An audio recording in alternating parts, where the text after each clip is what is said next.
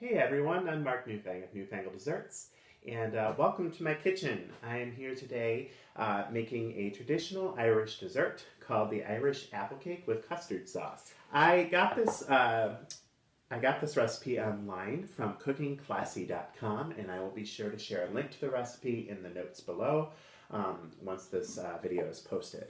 Also, thank you for joining me today. This is my first video in my home, and I'm really hoping that it comes out and that you all enjoy it, and if so, that you subscribe to my Newfangled Desserts YouTube channel. And my goal is to just show you some everyday baking at home and provide some techniques for you that might help you out as you do some of your own baking. First, we're going to make the cake. So I've heated my oven to 375 degrees, and I've also taken this 9-inch springform pan and I've buttered it well and floured. For the next step, 3 cups of flour, and to that I've added a ½ teaspoon of salt and then a ¼ teaspoon each of nutmeg, allspice, and ginger. Just whisk that together briefly, and to that we're going to add 3/4 cup of unsalted butter, which is cold and cut into very small little cubes. So I'm going to go ahead and toss that in here. And what you kind of want to do is use your hands. They're your best tool to just kind of cut these into, rub that butter into the dry mixture. It's kind of like making pie crust if any of you are pie crust or pie makers out there. You kind of know if you've over blended it by feel. That's why I always say, your hands are your best tools, because you can really get a good feel. You just want this to rub in until it resembles some fine crumbs. Now, I've only added about a ½ cup right now. Take your stick of butter. I usually cut it in half if I'm using the full stick. And then I use a nice big chef's knife and I cut straight down through and then rotate it. This is going to work best if your butter is really cold. If it's soft, it's just going to be mushy on you, so be careful with this. Then, once you've rotated it, cut straight down through again, and you've got your butter all set up for a nice dice. So then just take your knife and just cut through little cubes like this, and voila, you have your little cubes of butter. Very easy cutting technique. Now, my knife techniques and skills are not polished by any means, so don't feel like, you gotta be really good at this kind of stuff, because you don't have to. All right, so I think I have a pretty good crumb. I'm going to kind of show you in my hand here. This is what it kind of looks like. My light might be a little harsh. Here, I'll kind of cover my light a little bit so you can kind of see the crumbs. All right. And then what I'm going to do is set that aside just briefly. I have 3/4 cup whole milk here.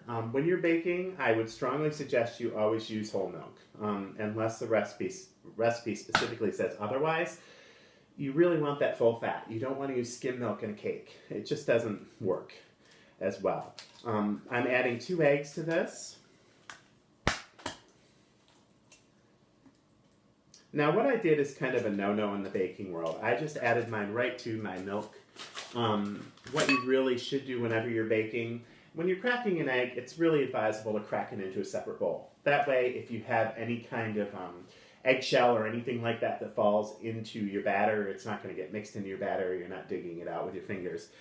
Just do it in a separate bowl. If there's any kind of shell, then you can fish it out before you add it to your batter, which is not really, you don't want that to happen. I'm also going to add a teaspoon of vanilla extract. Always use pure vanilla extract. I really strongly suggest against using imitation vanilla extract. You really want that really true flavor. Yeah, I know it can be a little pricey at times, but if you're a pretty regular baker, or if you really want to get into baking pretty regularly, it really serves you best to just invest in the good stuff. So I'm just using a whisk right now, and I'm just doing this right in the measuring cup, blending everything together. Okay, I'm going to set that aside, and I'm going to show you a really fun little tool that I use to peel, cut, and dice these apples. And many of you might have seen this before. It's called an apple peeler. It also cores apples as well. So I'm just going to take this and get my knife out of the way. I might do it this way, actually. And it kind of clamps onto your counter really handy. You take your apple, kind of spear it onto the peeler, And even though this clamp, sometimes it doesn't necessarily hold very well, so I kind of put my hand down on it a little bit. And then the fun part is, kids love this. You just kind of crank it, it heads toward the peeler, and it goes right through, and it peels, cores, and slices all in one go. Pretty cool, huh? Now that you have your peeled, cored, and sliced apple, because as you can see, it kind of spiral slices. It's pretty cool, huh? You want to cut this into a smaller dice. So I just cut straight down the middle. I'm going to take each half, and I'm going to cut down each little half into little chunks. These do not have to be regular pieces. They don't all have to be the same. This is really nothing fancy that you're striving for here. Just cut right down through. It's really just a chop. You just want these nice little thin pieces that we're going to layer or put in the cake. Now I've already peeled, cored, and sliced and diced several other apples there, turning a little bit brown, which tells me I got to get moving quicker here. I used about 5 apples, and I used Granny Smith because they're nice and tart, and I understand that these are the traditional apples to use in this cake. We're just going to add these right into the dry ingredients. I'm getting quite a full bowl here, aren't I? So then just take your hands and gently toss the apples with the butter and the dry ingredients here. It does start to get a little bit sticky with your hands, but that's okay. What this is going to do too is it's going to break up some of the apples and just kind of make sure that they're all evenly coated.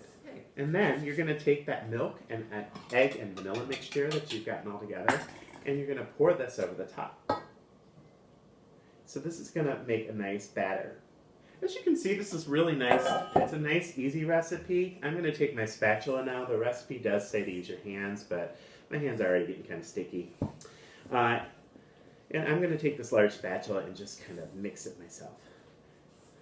One thing I forgot to do is you need to add your sugar. So I should have added that along with the dry ingredients in the beginning, but that's okay. It is a cup of sugar. So kind of stir that in as well. So now I'm going to take my springform pan here, and I'm going to pour the batter right out into it like that. And this is a pretty big, you can tell that this is going to be a pretty hearty cake. I'm just going to spread it out here. And all of these apples are just nicely incorporated into the batter. And it's just, this is packed with apples, folks. So when these Irish make their apple cake or anything like this, man, they aren't kidding. This is an apple cake. I still even have some in the bowl here that I need to add in.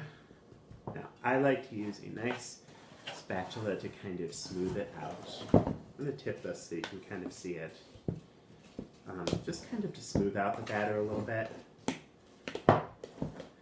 it down. Make sure all of it's even.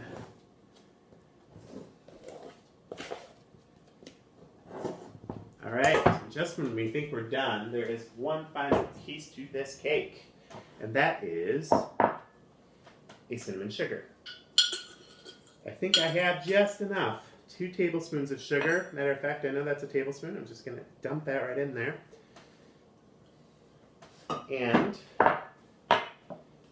a half teaspoon, I believe it's a half teaspoon of ground cinnamon. I use a really nice spicy Vietnamese cinnamon. I get it from Penzi Spices. It just has a little bit more of a punch to it, just a little bit more of a strong flavor. You're going to just sprinkle this over your cake. I guess this is the nice characteristic crispy crust that you want to have on top of this cake. So this is a pretty thick coating, folks, of cinnamon sugar. But I think that's what you want. As you can see, voila! And you can kind of tip and tilt your pan a little bit to get it. One thing that I forgot to mention as well is in the dry ingredients in the beginning, there's also a tablespoon of baking powder. The baking powder is going to give the cake a little bit of lift. If you don't add baking powder, it could end up still looking kind of like this, pretty flat.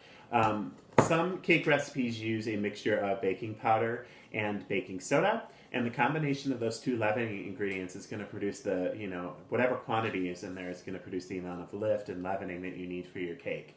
For this one, there's just a tablespoon of baking powder. And baking powder is pretty strong in itself, especially when there's a tablespoon. So something tells me this cake is going to get a nice little bit of lift from the baking powder. I'm going to stick this in the oven for about 45 to 50 minutes and come back when we're done. Okay guys, while our cake is baking, we're going to go ahead and make the custard sauce. So with my 5 egg yolks, I'm going to add a 6 egg yolk. And all I do is I crack my egg using clean hands. I empty the egg right into my hand. So you can see like that. So again, clean hands are essential. Let the egg yolk pour right out into or egg white pour right out into your bowl. You're going to want to save these egg whites for something later, maybe a Swiss meringue buttercream or make an angel food cake. And then you can toss it in between your hands back and forth over the bowl to make sure all of that white totally gets out. And then what I do is I usually pinch off that little squiggly piece of collage whenever I'm making something that is especially custardy, like the sauce. You don't really want that to cook up. That is the one part of the egg that is not going to melt and really cook up. It's going to be chewy when it cooks. So don't want that. So I would really strongly advise that you pinch that off. So the next tool that I want to show to you that every baker should have is a kitchen scale. Now, not only does this eliminate a lot of cleanup of unnecessary measuring cups, it just takes the guesswork out of baking. And if you know what your basic weights are for, say, a cup of flour, a cup of sugar, you have those memorized, committed to memory. It'll make it so much easier as you go along to just measure out your ingredients. So what I'm going to do is I'm going to take this bowl that has my egg whites or egg yolks in it. I'm going to turn on my scale. So you're going to press 0 and then go to your grams. Now mine has a pound and a gram option, so you can do pound, ounces. Now you notice that I still have my measuring cup here. Doesn't mean I'm going to measure out my half cup of sugar. Now I know that a half a cup of sugar, which is what I need, is about 100 grams, because a cup is 200 grams. How do I know that, you ask? Well, I could look it up online, but there is a really handy dandy book, here it is, that all of you should buy who really like to bake. It's called The Baker's Appendix. It is available on Amazon. It gives you all of the standard ingredients, and even some really unique ones, how much a cup weighs, how much a half cup weighs, everything that you really, really need is right in this cute little book, and I highly suggest it. It has a great recipe for chocolate cake in it too, by the way. So I'm going to actually look at my scale here. I'm looking at it in grams, and I'm going to use my measuring cup to just pour this in here to get it to read out to 100 grams. So easy peasy. So now take your whisk and really whisk this up good.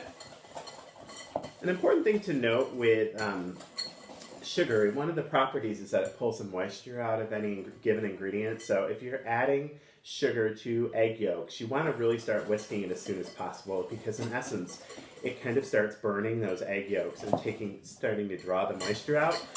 Not really what you want, because then you're going to get kind of a skin to your egg yolk. Not very attractive in a nice custard sauce. So while I'm doing this, I'm going to take, this is 1.5 cups of whole milk. I'm going to put that in a saucepan, add a pinch of salt, and I'm going to put this over a nice medium to medium-high heat. Now you'll notice I've opted to do this whisking of the egg yolks and the sugar by hand. You can certainly do this in an electric mixer. You basically want them to get a little pale, thick, and fluffy. You could probably see the steam coming off of my milk here. That means it's nice and steamy and scalded and done. And you want to be careful to keep an eye on it so that it doesn't get burnt at the bottom. So now what I'm going to do is I've taken a damp dishcloth. I'm kind of circling it around like a little kerchief. Get this out of the way. Around my bowl, around the base here. And what that does is kind of secure it, because what we're going to do next is we're going to add a little bit of this hot milk to the egg yolk mixture. And you're going to, what I do is just kind of gently add it in a little bit at a time. But most importantly, I'm whisking the entire time I'm doing it, because you don't want scrambled eggs. This is what's called tempering the eggs. And yeah, you're going to splash it all over like I just did. Happens to the best of us. But it's going to start thickening a little bit, and this is the base of your custard that you want. When I'm done whisking these, I'm just going to whisk what is in here right into my saucepan. Keep whisking. Make sure you get a rubber spatula so that you can really clean out your bowl here. And now what I'm going to do is I'm going to put this right back onto about a medium to medium-low heat. And I'm going to cook it until it starts to thicken. What I'm doing right now is I am just stirring my milk and egg mixture, and I'm stirring it. I'm using a whisk, and the reason I'm using a whisk is because you want to keep this mixture moving as it cooks. Again, if you don't, you're going to have scrambled eggs. This is basically just whole milk and egg yolk, so make sure that you are using a whisk the whole time. It is going to look a little bit frothy, and that's okay. Once it starts to cook down, you're going to get a nice smooth mixture. As you can see, this is really bubbling up and getting very thick, and I'm using a spatula because it's kind of scraping the bottom right now. You want it to get to this really thick, creamy consistency. So this is where you're going to want to bring your custard to. Once it starts to do this, make sure you're whisking or using your spatula pretty quickly so that it doesn't scald on the bottom of the pot. And then once it's really nice and thick and creamy, you're going to remove it from the pot. And I apologize for my kind of crazy camera work here, but hopefully you can see pretty well what this should look like. So this next step is very optional, totally up to you. But what I would suggest you do is take your custard once it is done and put a like a nice mesh sieve over your bowl that you're going to put your custard into and pour the custard through. The only reason I'm doing this is because I have noticed that, and this can happen inevitably, there's sometimes bits of egg that might have cooked or scrambled up in your custard, and you really don't want that. You want this to be nice and smooth. And even if it does hit the sieve, you can kind of press it with your whisk or your spatula and kind of work it through so that it will all incorporate and make a nice smooth custard sauce for you. Okay, now that I've sieved all of my sauce, I'm going to add 1.5 teaspoons of vanilla, which I know is a half a tablespoon. And that's going to give it a little extra rich flavor, which you're going to want. And then just whisk that in. And then store your custard sauce in the fridge for quite a while until it becomes quite chilled. I would suggest taking a piece of plastic wrap and placing that directly on top of it so that a skin doesn't form. You want this to be nice and creamy. And then you can serve this custard sauce either warm or cold on top of your apple cake. I wish you guys could smell how amazing it smells in this kitchen right now. So the apple cake has come out of the oven. As you can see, it's got a nice crackly crisp top from all of that cinnamon sugar. It smells amazing. I put a cake tester in the center of it to make sure that it was done. And it was just shy of about 45 minutes. It might depend, it might vary depending upon your oven. What I'm going to do is I'm going to let this cool for about 5 minutes, and then I'm going to remove the ring, and the sides will all be exposed and be nice and golden brown. And then you can serve this cake either warm with cold custard sauce or warm with warm custard sauce, or however you prefer to serve it. But make sure you serve it with your wonderful Guinness stew or whatever meal you're going to be making for St. Patrick's Day, and hopefully the luck of the Irish will be with you. So thank you for joining me today with my first baking video. If you like it or have any comments, even if you don't like it or if you have some criticisms, please leave them in the comments below. And I look forward to making more of these videos for you. Thank you so much, and happy St. Patrick's Day. Thanks.